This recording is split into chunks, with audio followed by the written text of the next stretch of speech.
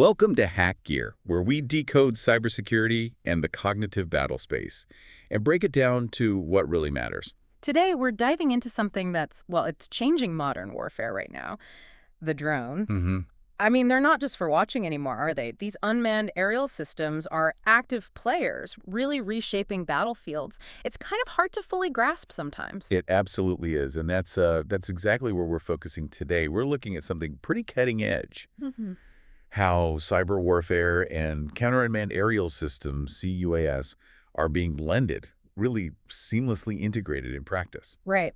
So our mission for you listening in is to really unpack how these two fields, cyber and CUAS, which might seem separate, are actually merging and how that's shaping where conflict is headed. Yeah, you'll hear some, well, surprising facts, I think, real-world stuff from recent conflicts. Hopefully, Yeah. you'll have that aha moment about this fight that's happening, across the electromagnetic spectrum. It's not just physical anymore. Definitely. And to guide us through this, we've gathered insights from expert reports, military journals, strategic analyses, good stuff. Yeah, solid sources to give a clear picture Mm. of this landscape that's changing so incredibly fast. So where do we start? I guess with the drones themselves. Understanding the threat seems key to understanding the defense. Absolutely. The proliferation is just, well, unprecedented.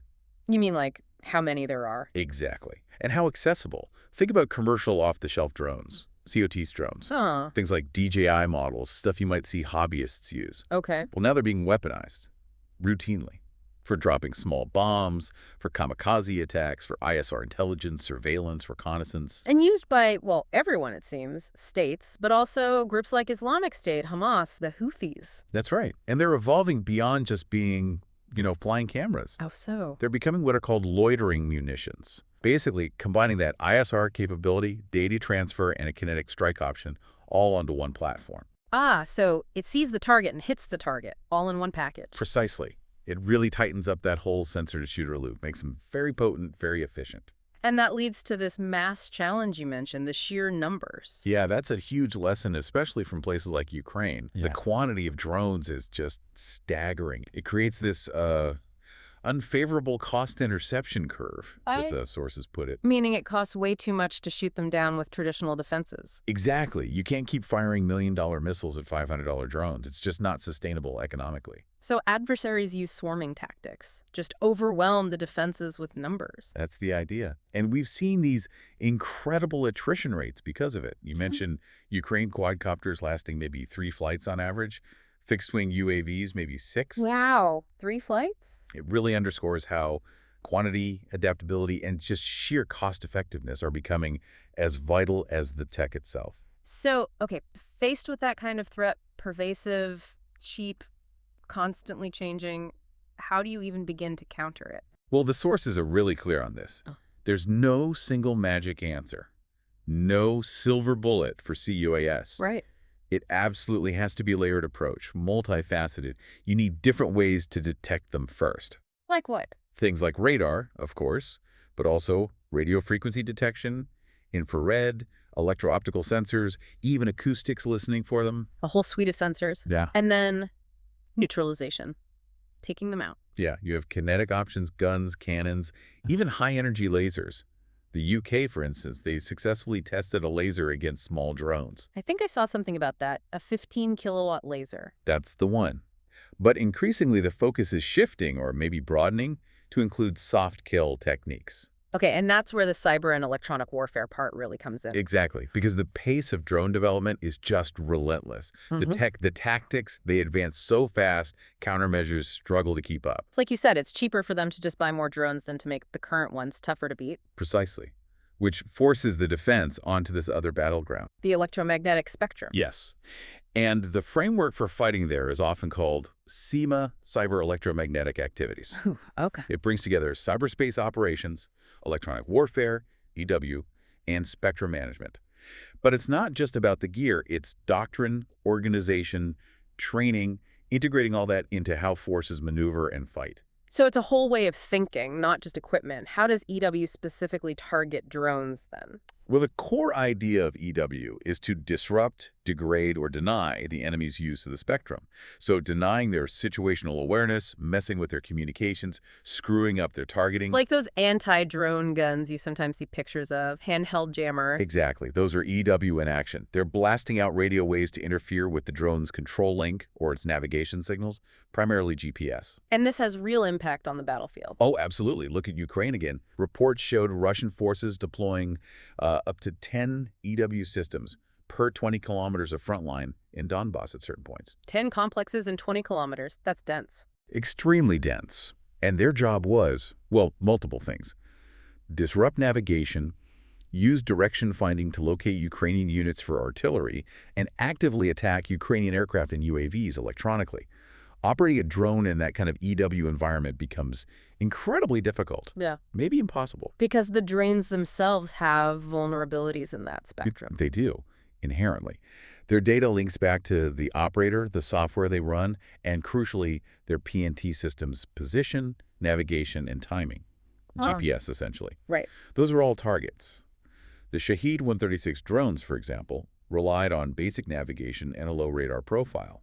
That made their PNT systems pretty vulnerable to jamming. It's this constant back and forth. A cat and mouse game, as you said. Yeah, and even watching the enemy's EW activity gives you intelligence. How so? Well, if you detect wide area jamming, it might mean the enemy isn't set up for precise attacks right then. But if that jamming suddenly stops, it could signal they're about to launch their own drones or maybe start a fire mission. You can read their potential actions by how they use the spectrum.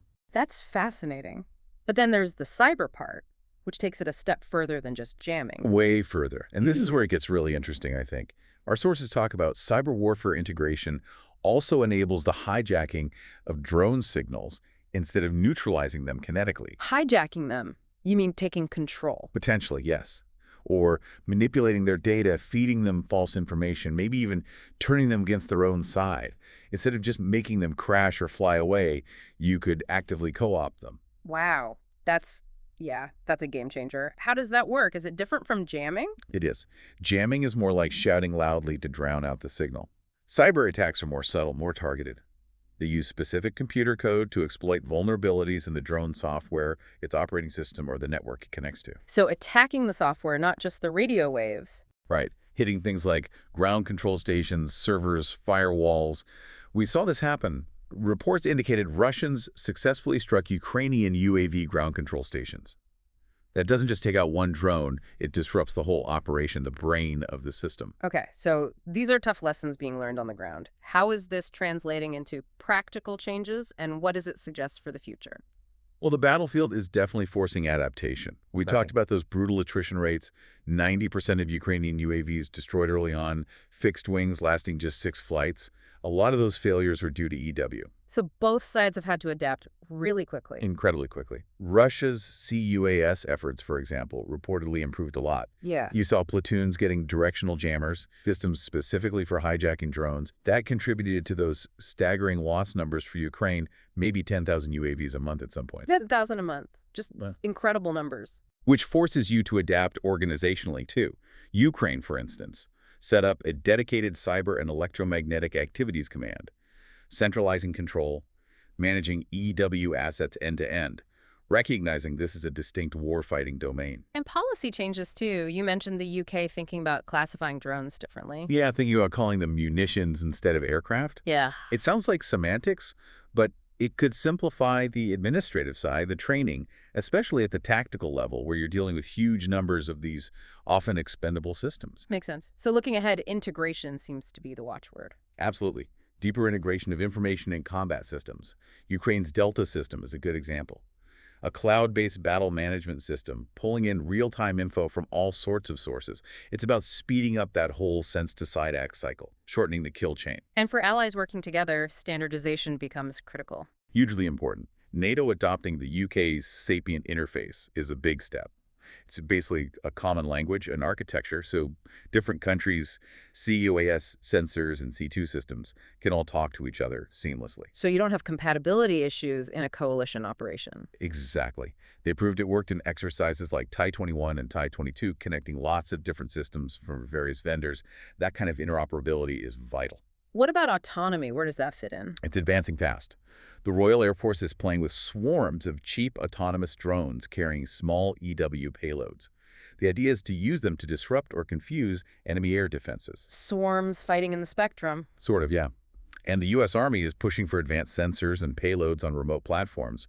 Maybe optionally manned, maybe not, especially for longer ranges, extending the reach of these cyber and EW tools. And AI. Is it playing a role yet? It is, though it's still developing. AI is already automating some tasks, drone takeoffs, landings, even identifying potential targets, though a human usually still makes the final call to engage. The human in the loop. Right. But there's a vision for AI allowing small drones to complete a strike mission, even if they lose communications. True autonomy. And the U.S. Air Force is working on AI for autonomous wingmen drones to fly with crewed fighters. So the machines get smarter, but understanding the spectrum itself becomes even more critical for commanders. Definitely. That's where things like the U.S. Army's proposed S2A Spectrum Situational Awareness System come in. It's designed to show commanders their own electromagnetic footprint in real time. Why is that important? Because your own emissions can give away your position. A hard lesson from Ukraine. If you know what signals you're putting out, you can manage that signature, make it harder for the enemy to find and target you, deny them intel. Controlling your own visibility in this invisible domain. Exactly. And then there's this really interesting concept, kind of the flip side. MEMS, the Modular Electromagnetic Spectrum System. What's that? Is described as a classified hybrid EW system. The idea seems to be generating specific signals on the battlefield to help friendly forces hide or maneuver within the spectrum. Maybe creating false targets, confusing the enemy about your real location or intentions. Using the spectrum for deception? Active camouflage, almost? Something like that. Actively managing the spectrum for tactical advantage. But even with all this, resilience is key. Because the enemy is trying to disrupt you constantly. Right. And things like low-orbit satellite communications are making drones more resilient to jamming attempts. It shows this constant push and pull, innovation on both sides to overcome the other's efforts. So, wrapping this up, what's the big takeaway here? It feels like the whole nature of conflict is shifting. I think it is. The modern battlefield isn't just about kinetic force anymore. It's this constant struggle for advantage within the electromagnetic spectrum. Constant disruption. And blending cyber and CUAS is absolutely central to that struggle. It's paramount. Because ultimately, what are electronic warfare and cyber operations trying to achieve in this context? It's a fight for precision. Precision. Yeah. Allowing your forces to find, fix, and finish targets accurately, while denying the enemy the ability to do the same to you. That dictates who wins engagements now. The fight for precision in the spectrum. So thinking ahead, what's the next big leap? Is it AI-driven swarms that are almost impossible to jam? Or is it the cyber counterpunch? Yeah. Being able to reliably turn an enemy's autonomous systems against them. Yeah. What does the kill chain of the future even look like, and how will it be broken? Lots to think about there. It's a domain evolving at just incredible speed. Absolutely. Constant change seems to be the only certainty. If you enjoyed this fact-check discussion, be sure to like and subscribe to Hack Gear for more.